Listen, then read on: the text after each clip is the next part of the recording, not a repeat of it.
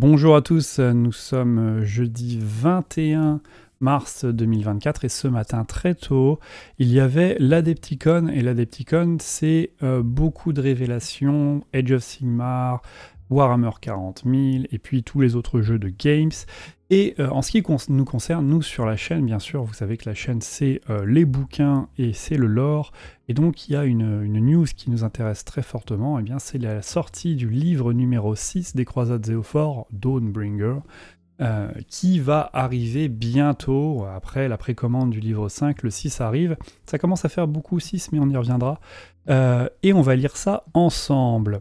La fin des croisades Zéophore est proche. Les deux volets de la croisade à deux queues ont élevé leur ville contre toute attente. Embergard se dresse en Akshi, un repart contre les ordres itinérantes Bloodhound, tandis que Verdigris veille sur le golfe d'Épine dans le royaume de la vie.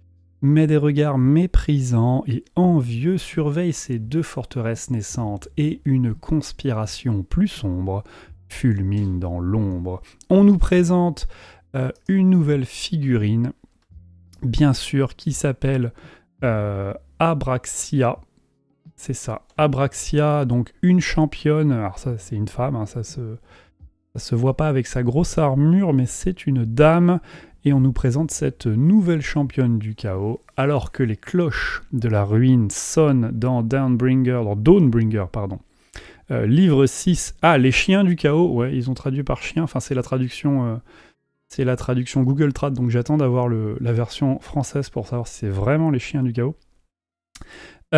Les Dark Oath et Bloodhound déferlent sur Akshi, et Archaon lâche Abraxia, la lance de l'élu éternel sur Ghiran. Donc c'est ça, hein, les Skaven sont en Akshi aussi.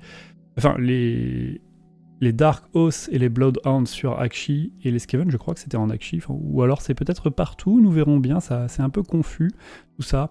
Et Abraxia, qui est adoubé par Archaon lui-même, eh bien, va sur Ghiran, sur la cité de Ghiran.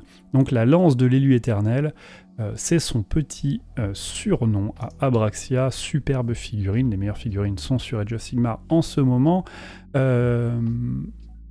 n'y a rien à dire, hein, la figurine est extraordinairement bien sculptée. Beaucoup de Rumor Engine qui sautent grâce à cette figurine, notamment les petits picots là, ici. On avait la bouche du monstre ici qui saute, la lance qui saute, tout ça c'était des Rumor Engine. Et donc on se dit que cette figurine est extraordinairement belle, comme d'habitude avec les figurines Dawnbringer. Je pense qu'elles sont toutes extraordinaires. Et on a envie de tous les avoir, mais ça coûte extrêmement cher, hein, dommage. Mais bon, c'est comme ça. Depuis ses premiers jours parmi les Spire Tyrants, Abraxia s'est battue bec et ongle pour arracher la vie, la victoire et le pouvoir au monde qui l'entourait. Elle est, à ses yeux, la véritable nature du chaos. Le chemin vers la gloire est une épreuve de soi, dont les puissances de la ruine ne sont que des témoins bafouillants. Donc elle a gravi les petits échelons un à un. Cette fière ténacité a permis à Abraxia de gravir les échelons des épées du chaos, le premier parmi les 8 cercles de Varangard d'Archaon. D'un humble guerrière enrôlée jusqu'à la main droite de l'élu de toujours, donc Archaon, l'élu de toujours, elle a empalé l'un des conspirateurs de Be'lakor sur un mât de bannière à pointe, chassé les princes démons ayant prêté serment aux 4 puissances de la ruine, et même maîtriser Thanatorg, engeance de l'ancien Drake Varantax. La dernière ascension d'Abraxia a eu lieu lorsqu'elle a tué le meilleur prétendant à la direction des épées du chaos, refusant de servir sous quelqu'un de plus dévoué au dieu que la voix. Cette action décisive a vu Archaon lui offrir personnellement Gorbolga le maudit, donc ça doit être la bestiole Gorbolga le maudit. Ah non, Gorbolga le maudit c'est la lance, pardon, j'ai lu trop vite. Une lance légendaire et presque incontrôlable, à la fois comme une marque de son ascension et pour l'empêcher de fixer son regard plus haut. Donc voilà, il lui donne une promotion, il lui file une super lance, comme ça il la tient un petit peu en suzeraineté. Dans Dawnbringer 6, elle a les yeux rivés sur la ville nouvellement fondée de Verdigris à Ghiran, déterminée à transformer le succès de Hammerhall en une démonstration de futilité. Elle chevauche avec le Varangar bouleversant la réalité à ses côtés et la boîte Varanspire d'Abraxia sera votre première chance de mettre la main sur ce champion. Donc oui, il y a une boîte qui va sortir avec Abraxia et puis 3 cavaliers du chaos à côté. Première boîte, je sais pas combien elle va coûter, mais ça va pas être gratuit. Vous pouvez également utiliser dans la nouvelle armée des épées du chaos, ok, qui place parmi l'armée complète blablabli, blablablou, blablabla. Et donc, on arrive sur ce numéro 6 des croisades Zéophore. 6, ça commence à faire beaucoup, un Hands of Chaos. Souvenez-vous, dans la version, si j'arrive à passer la caméra, voilà. Dans la version 2 de Age of Sigmar, il n'y avait que 4 bouquins de croisades de fin de version, hein, Moratit, Eclipse, Be'lakor et Kranios. À 40 € le bouquin, ça allait encore. Dans la version 1, nous avions, même s'ils sont plus gros, nous avions également 4 livres, hein, avec Quest of Galmaraz, Balance of Power, God Beast et All Gates, qui sont les versions françaises, mais les titres sont restés en anglais. Bien sûr, toutes ces choses-là, on va les lire ensemble, hein, tôt ou tard sur la chaîne. C'est dans le programme, j'en avais déjà parlé depuis un petit moment. Et donc, on a 6 livres pour cette version 6. Enfin, 6 livres pour cette version 3 de Age of Sigmar, donc les croisades Zéophore. Ça commence à faire beaucoup, 6 livres, parce qu'à 40 € le bouquin, voilà, la surcote de 2 bouquins, ça fait vite 80 balles. Mais bon, c'est comme ça. Et puis, ça va nous mener tout droit vers la version 4 de Age of Sigmar avec nos petits rats préférés. Et j'ai hâte de la voir, à voir quand est-ce que ce livre numéro 6 sera précommandable. Mais comme d'habitude, moi, c'est achat direct pour ça. Et puis, dès que je le reçois, on commence la lecture ensemble. Vous le savez, tous les jours, midi sur la chaîne, on lit du fluff. On a déjà commencé les croisades Zéophore. On a tout fini les 4 premiers livres. Samedi, donc dans 2 jours, je devrais recevoir le livre 5 et on le commencera direct dès que je le reçois. Et après, tous les jours, on le continuera. Et puis pareil pour ce livre 6, dès que je le reçois, on le continue. Enfin, on continuera et on finira ces croisades Zéophore. Et on enchaînera sur la V4, hein, tout le fluff sur la chaîne, midi. J'arrête la pub pour là. Alors que les Dawnbringers se préparent dans les royaumes mortels, les forces du chaos lancent leur propre contre-offensive en élevant de sombres sanctuaires sur les convergences géomantiques. Ils peuvent efficacement doter les lignes telluriques d'un pouvoir démoniaque et corrompre les royaumes eux-mêmes. Donc ça, c'est vraiment...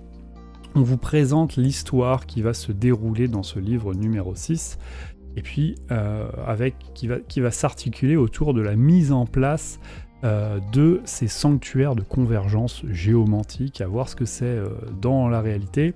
Connus sous le nom de Nexus Chaotica, ces sanctuaires puisent dans l'énergie magique pour nourrir les démons qui s'y trouvent, leur permettant d'alimenter la sorcellerie noire ou de projeter des impulsions de pouvoir mutants. En gros, c'est des grosses balises de boost de chaos, boost magique, qui vont un petit peu buffer les armées qui se trouvent à proximité. Alors que les tribus Dark Oath envahissent le Grand Parch avec le Oathbound de Gunnar Brand, à leur tête, les lignes ley, deviennent de plus en plus vivement contestées. Les croisés Zéophore cherchent des sites pour s'y installer. Les adorateurs du chaos experts exploiter le pouvoir géomantique et d'autres attisent des agendas cachés qui n'ont pas encore été révélés. Donc ça, on va voir ce que c'est. En tout cas, c'est la grosse merde, c'est la convergence de différentes oppositions aux croisades Zéophore, aux 2 croisades Zéophore. En tout cas, ce qui est sûr, c'est que lors de ce bouquin 6 des croisades Zéophore, ça va bastonner sec, hein. Il va y avoir de la bagarre, puisqu'il y a plusieurs oppositions qui s'affichent déjà. Très très belle cette petite figurine-là, de décor. Ce point culminant bouleversant de la série des croisades Zéophore a des conséquences considérables qui façonneront l'avenir de Warhammer Age of Sigmar, vous ne voudrez pas le manquer. Donc là, il nous tease le fait que forcément, c'est le point culminant, c'est peut-être le dernier livre, et donc il va y avoir un grand bouleversement. Ce grand bouleversement va arriver avec la 4e version. Forcément, il y a un gros climax qui va arriver, ça va péter dans tous les sens. C'est sûrement l'arrivée des Skaven ou autre chose encore, nous verrons bien. L'action des Croisés Éophores ne s'arrête pas à la sortie du livre 6. Les magasins Warhammer du monde entier se lancent dans 3 mois d'activité. Donc 3 mois d'activité, si on dit qu'on est le 21 mars, c'est-à-dire fin mars, avril, mai, juin, donc 3 mois d'activité complet, ça nous amène au 21 juin. 21 juin, et donc une sortie, c'est-à-dire 3 mois de campagne de fin de version pour que vous puissiez jouer, avoir des activités dans vos magasins Games, magasins Warhammer pendant ces 3 mois, et puis juin, juillet, donc fin juin, début juillet, août, la sortie de la version 4 qui arrivera cet été forcément.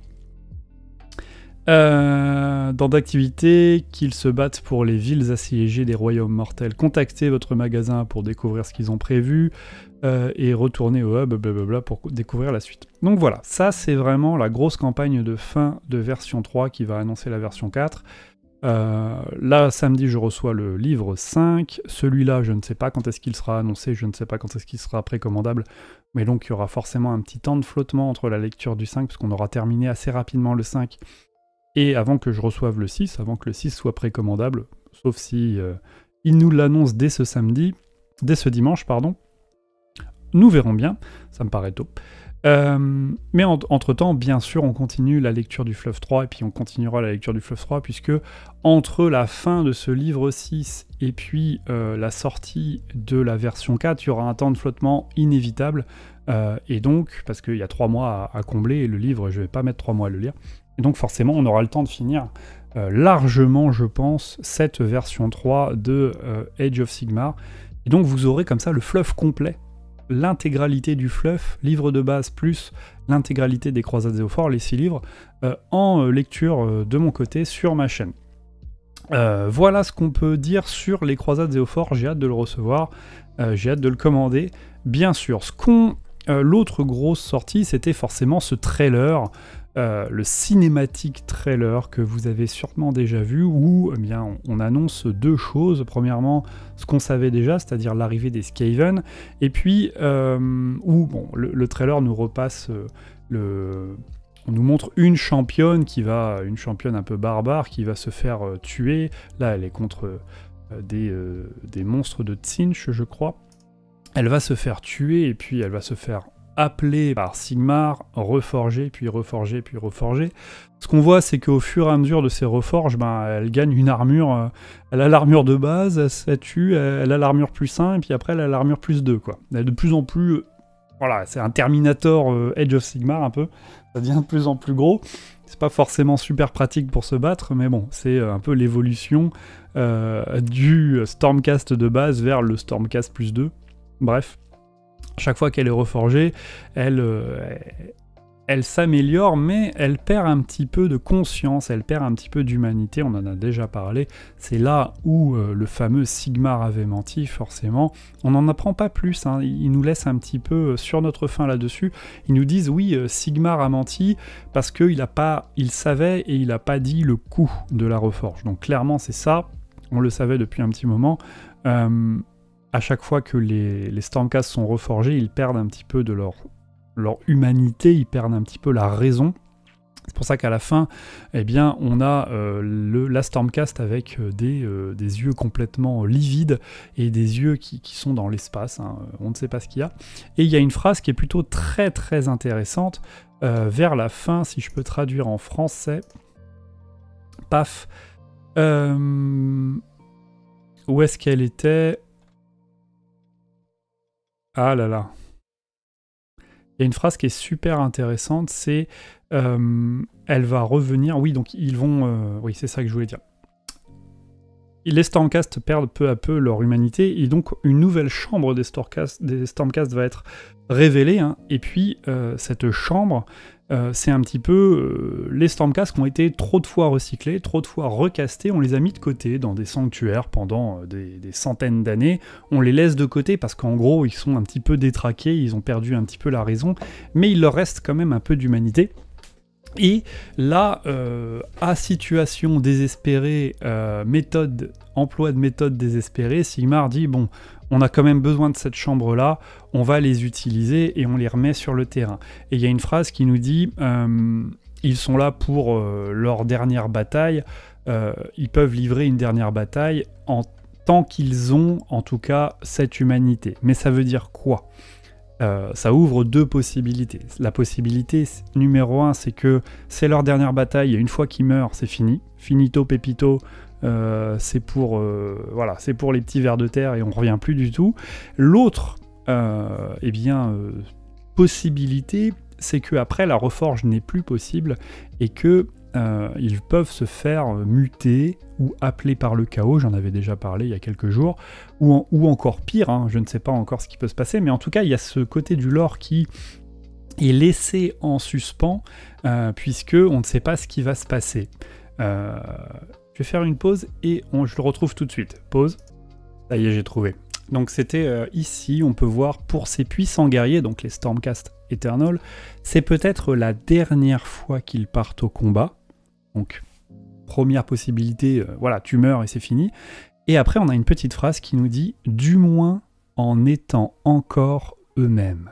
Ça ouvre quoi comme possibilité ? Ça ouvre la possibilité que c'est pas la mort qui les attend au bout du chemin, mais autre chose, mais un autre état dans lequel ils ne seront plus eux-mêmes. Et donc là, forcément, comme on connaît le chaos, on se dit il y a peut-être une mutation qui va opérer, et c'est pour ça qu'il y a quelques jours, je vous avais parlé des Stormcast du chaos. C'est une possibilité. Après, je dis pas que c'est ça, mais ça peut être autre chose.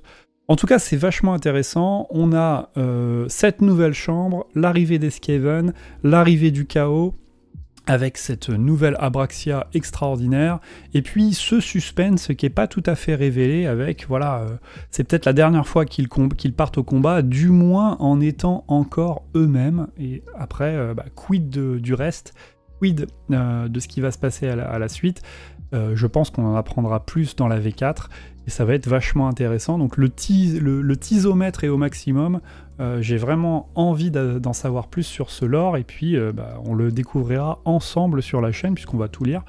Donc j'ai hâte de vous le lire et de savoir ce qui s'y passe. En tout cas, voilà ce qu'on pouvait dire sur le lore la sortie du bouquin de ce nouveau Age of Sigmar. Toutes les autres news, c'était que des figurines.